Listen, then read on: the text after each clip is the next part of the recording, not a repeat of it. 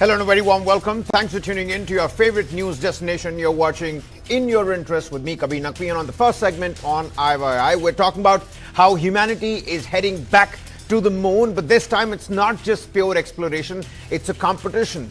The lunar race is here and it's begun.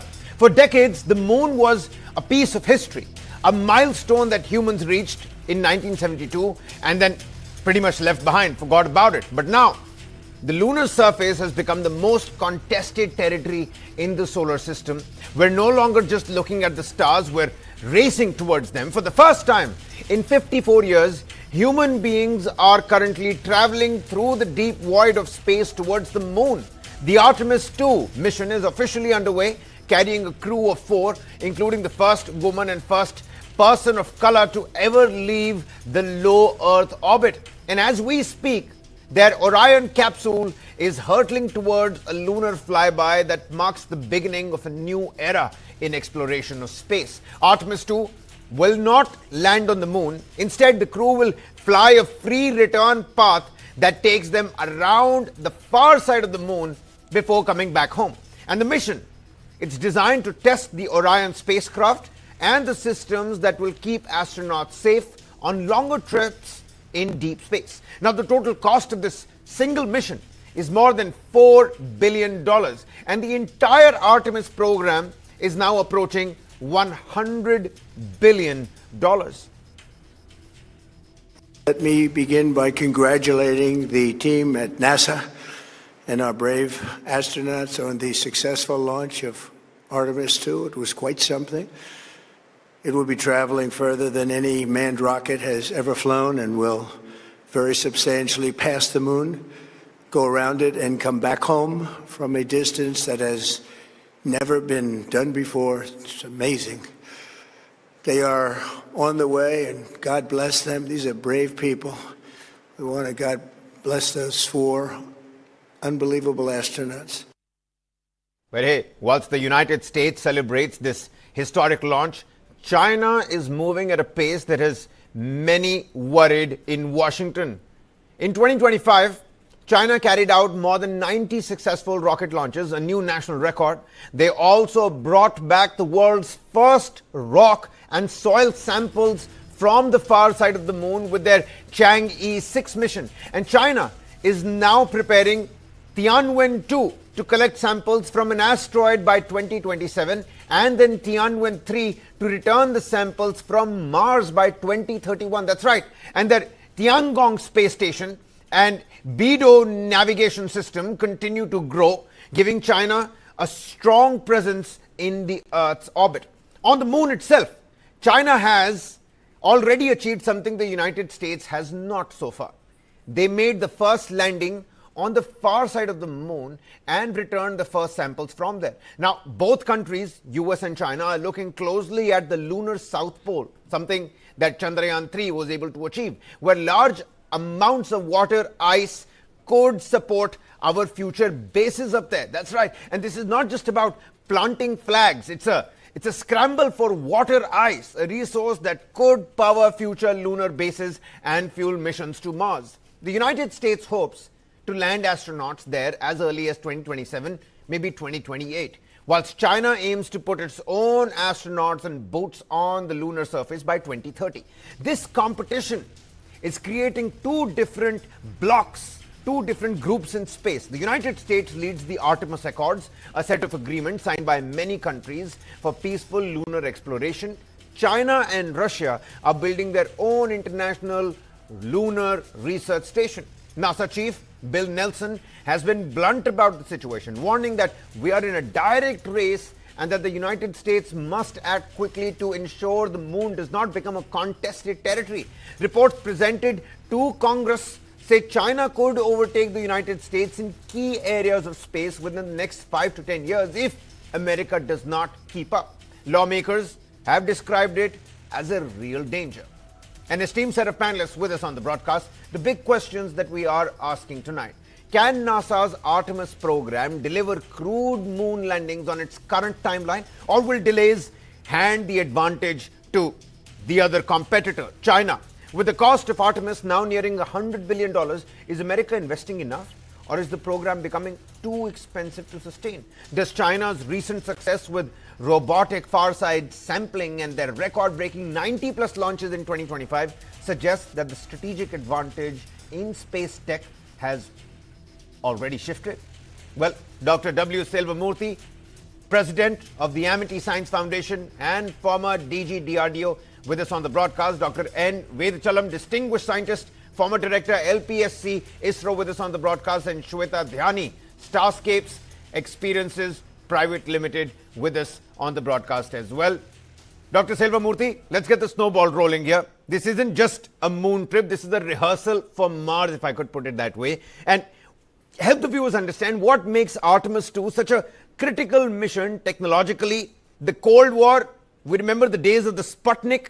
Today we have the South Pole showdowns. Is this truly a space lunar race 2.0 or something more complex, more long term that is, a miss by the common eye? What's your reading and assessment even as the Orion hurtles towards that right orbit that it's trying to track?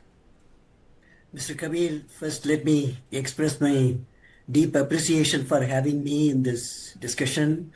And as you rightly said, this is a very historical moment for the space research. Yep. The space science and technology has advanced so much that today Artemis is looking at how do we put humans at a distance of 4 lakh kilometers, 400,000 kilometers from the Earth. And also, how do we make them go around the moon at least for 10 days? Yeah. And with all this spacecraft being tested, the launch system, the navigation, control, guidance, trajectories, injections, all these are very, very critical. So this mission is a very important milestone in looking at how do we launch into deep space mission, because most of the explorations earlier have been at low Earth orbit, as you rightly mentioned in your introductory remarks. But now we are looking at putting people into moon, and as the first step, can we go around the lunar orbit in a precise manner before you send in the Artemis III, that the astronauts will get into the moon. Yeah. So this mission is very critical, and also we are sending a woman in this 4-member crew. We are going to have one woman in that who is a veteran space scientist who have been in international space stations. That's right. We are also going to have a non-American in the mission, a Canadian going to be there. But the unique feature of this is that all the challenges in terms of technologies, propulsion, control, guidance, navigation, computational calculations, and then the heat shield, which is required when the spacecraft returns back from the lunar orbit into the atmosphere, into the Earth, and then it encounters tremendous temperatures. It will be of the order of almost 3,000 degree Fahrenheit, which is almost 1,560 degrees There was Celsius. some problem with the Artemis I heat shield systems as well. They haven't changed it. They've sort of recalibrated the entry point into Earth. I know that's magnanimous on the mathematical scale, Dr. Silvamurthy, but why not change the heat shield systems in the first place? Yeah, this is one of the reasons the mission itself was delayed. That one of the when they were checking the heat shield, there were some difficulties. So one of the reasons, otherwise it would have come on 6th February, and then 6th March it was delayed, and then subsequently it happened now. So the heat shield is very critical because it's a human manned space mission. So that is why the safety becomes very critical, and the crew compartment has to be shielded from that temperature surge which will be coming during re-entry. So this is a very important critical technology. Then they will also be studying the physiological, psychological behavior of the astronauts during this 10 days mission. Because ultimately when you put the people on the surface of the moon and do some work, how do they adapt to this situation?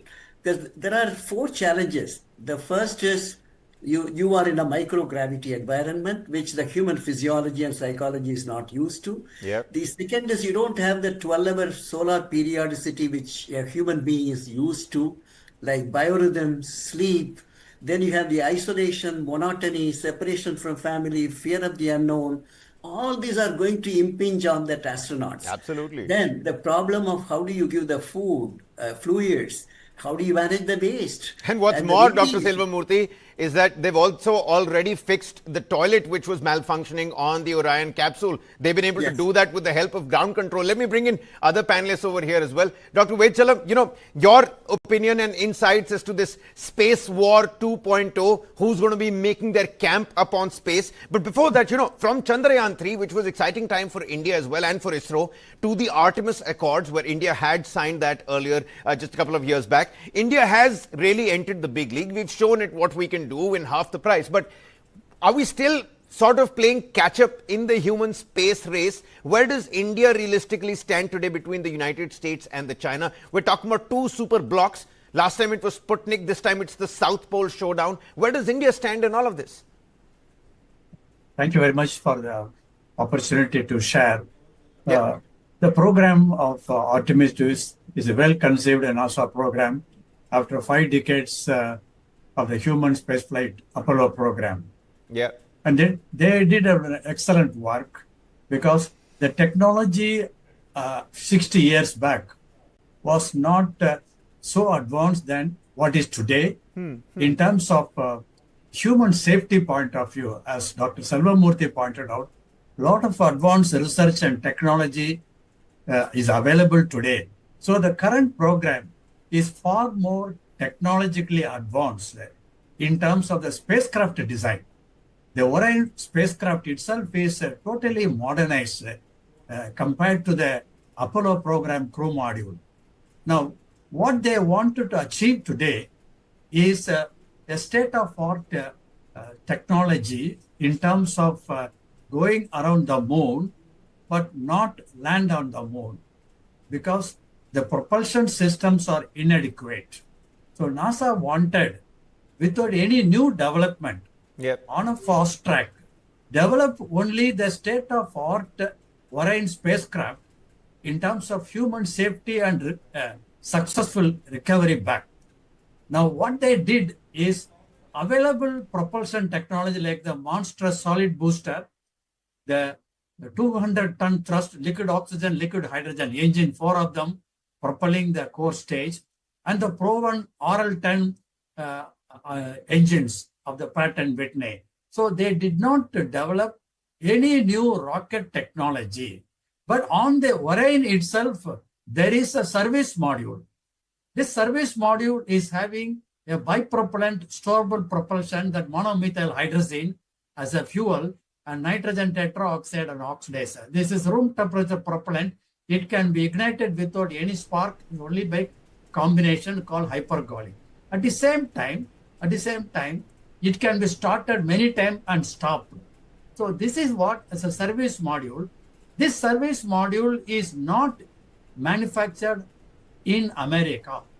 In early 2000, it is made in France. The engine, the whole system was designed and developed, the entire service module from European Space Agency. So enormous work has been done by them. Incidentally, ISRO did develop such an engine in early days, but due to one failure, we abandoned it. It's a tragedy. Had we continued the program, probably we would have been one among the customers to the NASA. We would have been playing an even bigger role with the Artemis Accords than we are today. Exactly. Look what the Chandrayaan 3 and the rover brought back, the scientific experiments that our rover did on the south side of the moon. And you're absolutely right, it's a tragedy. I remember ISRO developed an engine, same size thrust and everything, but there was a failure. We somehow abandoned it and concentrated on the program. Had we succeeded that one, probably it would have been a service module from India for the Artemis. Leave us on that. What is important here is the trajectory. Now, there are 2 ways of going to the moon. One is called circumlunar, other one is called cislunar. What the circumlunar is primarily meant for going to land. Now, that requires a severe propulsion requirement to break the velocity, speed, to land on the moon. And then once you have to come out of the moon, you need a tremendous amount of impulse to come out of the moon to come back to the Earth. This makes the rocket phenomenally very big, like Apollo program, Saturn V. Nowhere near. So what we have done with a very small thing they have taken. Now this is the moon. If the current one is going like a scissor, it's coming back like that. This advantage is you do not waste any impulse near the moon. All Only right. for trimming it. You are using the moon's gravity to shape your trajectory around the moon, and with little bit correction, you come out of the moon due to Earth's gravity. Kindly bear with listeners, moon is not out of Earth's gravity. Moon is still under the gravitational force of Earth, but small. So you need to Let science do minimum all the energy, heavy minimum lifting. energy. This is called a circumlunar. What they are doing, Artemis, is a circumlunar. Yeah. But if you have to go on Chandrayaan 2 and 3, Yeah. you have to go like this, nearby, and then go nearby and land. That's called a circumlunar. It requires a tremendous amount of Interesting. fuel You know, and energy. Dr. Vedachalan, So- it's like I've been, instantly translocated into a science class. Many thanks for those, diagrams and those demonstrations as well. Let me bring in If you Shweta ask me- as well. If you ask me about your question, last part of the question. Yeah, I'll come back to you, Wherever Dr. stand in the- Vedachalan. Dr. Vedachalan, I'll come back to you. Shweta's been, patiently waiting. Shweta, it's great. And I was watching Project Hail Mary, Ryan Gosling's recent picture. Again, giving me that morale boost of looking at the moon. And on the way to the studio, I looked at the moon outside as well, looking very beautiful tonight. And the space race is underway as well. This direct rivalry that we've been seeing between the United States and the China, would you like to throw some light on that? How real is the threat of China overtaking the United States, as the Congress in Washington put it? Or from the far side moon landings to 90 plus launches in 2025, China is, needless to say, moving fast and quick. What is China doing differently that is giving it an edge over NASA, over ESA, over the Artemis? It seems like if this were a race, Russia and China are going to be building their station and their camp on the far side of, the lunar pole much quicker than NASA. First of all, thank you for having me here on this esteemed panel. As you rightly said, that we are in an era of space race 2, and we have seen the space race 1 when it was dominated by the USA and the USSR, and we all know that how it led to so many discoveries as well as a very intense battle in space. Yep. Now, as this Artemis 2 is being launched today, and it is already on its way towards the far side of the moon, this is another beginning of a race between USA and the China. Yeah. And as you rightly said, that everyone is now aiming to land at the far side of the moon. So that moon's south pole, definitely it's going to be the newest battleground. Yeah. And talking about China, see, for China, their whole project is not just about the rockets. That is a contest between a very different governance model of space. The US emphasized commercialized partnership with companies led by Elon Musk, Space Blue, or even the Blue SpaceX and the Blue Origin coming on in the picture. Whereas China is totally utilizing its highly efficient state-driven military technology. Yeah. So these are very two different approach they are taking in this battle to space. But what is the most interesting fact is that the whole race, somewhere our India's mission to the south pole of the moon, it has actually created a gold map for all the world countries who are into this race now. So that remains a very, very interesting and a strategic real state point, which is going to be there. Yeah. And it's too early to say, but let's see how USA and China actually takes it up ahead. Yeah, 2028 is when NASA plans to land its boots on the ground, and 2030 is when China plans to do so. Dr. Selva-Murthy, the moon's south pole, it's the new gold rush. And the important point here is, let's emphasize on the fact that India has already landed there. That's the moot point. How can India now convert that early mover advantage into actual and real strategic and economic gains? I know we've signed the Artemis Accords, but how can that translate into actual success for us? See, the race towards the moon has two implications. One is strategic, the other one is exploring the minerals, the helium which is there, the energy, and also the resources, minerals. So one is wealth, the other is strategic. These are the two reasons why all the US, China, Russia, and India is also making a move towards that direction. See, our investment in terms of the budget for ISRO Yeah. is much to be desired. So this is one government will certainly give a new boost in terms of critical investment. These missions, as you rightly said, the present mission is more than 4 billion. So that's the kind of investment for a single mission. So Yeah. you need to have critical investment. Once you have that, the technologies now ISRO has developed with, and then national capability is being developed over a period of time. And we are also bringing academia, industry, startups, everything. So it's not just only ISRO. Now India has the strategy to spread this capability and capacity across, even launch vehicles to be developed, launch on demand. So this change of the government policy to bring in the private sector is a game changer, and the new space policies which have been evolved is moving towards preparing India also to the space race. And coming to the southern part of the moon, which you asked, Yeah. see, the one is the water availability there. We have Yeah. already tested. India was the first country to report water in That's the right. southern part of the. So that is one, and you have lot of water reserves over there. So if you have to bring at a point of time when you need to bring those back, that is one of the important component. The second is it assumes that there are a lot of minerals available, the hyperspectral images which are being taken during this rover. One of the payload is the hyperspectral imaging system. So this will indicate also the mineral availability there. So that is the next is mineral reserves. Third is energy. The helium reserves is there. So how do we bring those down, bring it? So you need to have the capability not only to reach there, bring these reserves down. So that is why the docking systems, the development, the technologies for the docking, and also taking off. Now, even as ISRO is planning, the automatic takeoff of a small helicopter moving from one place to the other. So all this capability India is also developing. So southern part of the moon is very, very critical. And then in this mission, they will also test the communication. Because when you reach there, there is a black spot. When you reach on the higher part of the moon, almost the radio frequency cut off. You won't be able to communicate. Then they will also see at 400,000 kilometers, if you have to communicate, what is the lag time taken, so that they will be calculating the time taken for a signal to go there and the command to reach there and then response to come from there.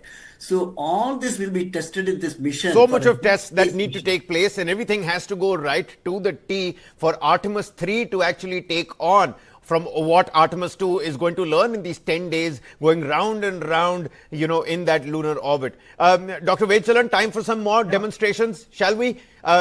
Doctor, we're talking about the moon bases. We're talking about fuel from ice, like Dr. Selvamurthy pointed out. We're talking about the mission to Mars. It seems like this lunar mission is just a precursor. We're aiming for the Mars, actually, aren't we? So how close are we actually, how close are humans to actually be living and working beyond the Earth, Doctor? Thank you very much. I think the mission to moon, human landing and return back has been successfully demonstrated. Capability exists in the world. As you rightly put it, both America and Russia, as well as China, they have got the capability. Looking at the next human spaceflight to Mars, it is a peculiar problem. The accessibility to moon is possible any day you want to go, you can go. But going to Mars requires once in 2 years, a limitation, because this celestial body is not nearby. So any day you cannot take off like moon. That's a problem. Second thing, Mars is having certain atmosphere, not as much as Earth, but it contains 92% of carbon dioxide. Oxygen content is 0.4%. So there is no trace of oxygen. So with the carbon dioxide, there is a problem from the time you lift off to go to the Mars, approximately 8 to 9 days with a classical chemical propulsion, and landing will take again another, say 9 months is the time. Stay there, return back again 9 months. So 18 months, if you want minimum human life support system, becomes very, very difficult. One of the important scientific problem is not the water, because water is not a problem, food is not a problem. The most difficult problem what we are going to face is the human body exhales carbon dioxide in a closed room. This carbon dioxide has to be removed, otherwise it's a poison.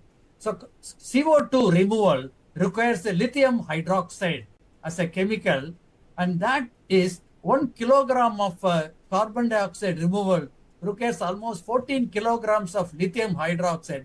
That is going to be the heaviest penalty. Lithium hydroxide becomes lithium carbonate and water comes out. So until we develop a very sophisticated CO2 absorption technology, going to Mars will be limited. And having gone there, only CO2 is there. So please bear in mind, you have to carry the life support system for 18 months. And that is the penalty. Mr. Elon Musk is promising to go one-way ticket, go to Mars and settle down. He's not, this is only on the lighter side. He has not promised to return back.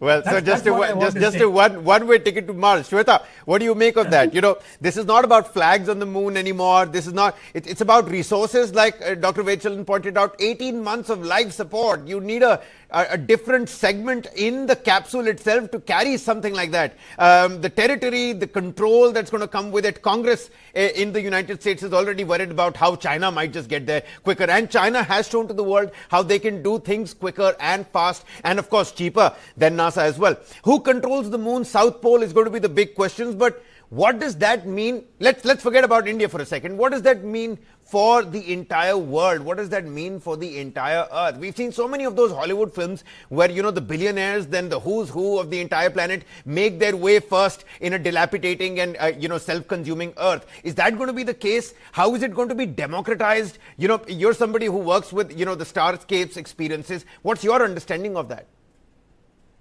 Coming from a generation where we have just read in our textbooks how the first Indian in space, Rakesh Sharma, has seen our planet Earth from space and famously said those words that "Sare jahan se acha Hindustan hamara." So now we are in that era where the younger generations and even all of us have also seen how Group Captain Subhanshu Shukla has becoming the first Indian who was there in Indian Space Station. So when you are talking about how the world is going to look up to all this Artemis missions, and as Dr. Selvam rightly said, that this is actually a stop point, the main crucial goal point is the Mars. And Mars, as he is very correctly pointing it out, that so far it's a one-way ticket. Yeah. And you mentioned Project Hail Mary movie. That movie is also all about one-way ticket. One-way ticket, yeah. But I mean, and Ryan Gosling does get a ticket back. He does not want to come back, but this is not a movie review. He doesn't want to come back. Yeah. Correct. So, what we can say, and when we are working with society, we are working with students, everyone is sitting up and taking note of this. That how this whole science and technology innovations are actually going to make for the betterment of society. It's a long road. It's not a sprint. It is a marathon to Mars. And I think everyone is sitting and watching it up. And yes, China has the, as you rightly said, the capability of just doing all the things as compared to other superpowers. And of course, China is leading the International Lunar Research Station with the partners like Russia, who has a huge experience in this domain. So it is definitely going to be a very, very tight battle. Absolutely. 10 big, long days. And like, Shweta pointed out, I'm going to, change the word road with orbit. It's a long orbit. And we're still going to continue to talk about this. Many thanks, gentlemen, for taking out the time. Many thanks, Shweta, for taking out the time and helping us out with this. I think we're going to keep having these conversations about what's going to happen, because if this is a one-way ticket to Mars, then lunar base becomes that midway point. You need to stop somewhere for some of that, your restroom breaks. Maybe that could happen on, the south pole of the moon. But it's a far cry right now. But we have taken the first step. We've gone beyond the lower orbit. We've gone beyond the International Space Station. We've gone beyond the moon also soon. That's going to be on the cards. Dr. Vechalan, Dr. Selvamurthy, Shweta, many thanks for taking out the time. See, this next superpower may not just rule the Earth. it might be beyond Earth as well. It might be about the lunar surface, it might be about Mars. And in this race to the moon, falling behind is simply not an option, which is why NASA, ESA, the Chinese Space Center, they're all scrambling. Who's going to win? Well, that's a different topic, but it's going to be the humans that finally are going to be winning. Well, let's hope that good sense prevails on that particular front. We're going to slip into a quick commercial breather here. Our second segment of In Your Interest right on the other side. Don't go anywhere.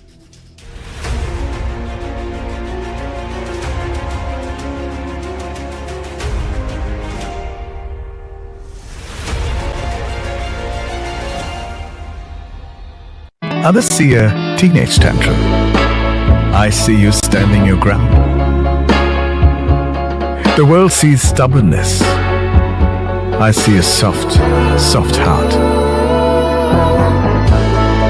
I see you, my daughter, 16 and already owning your story. And I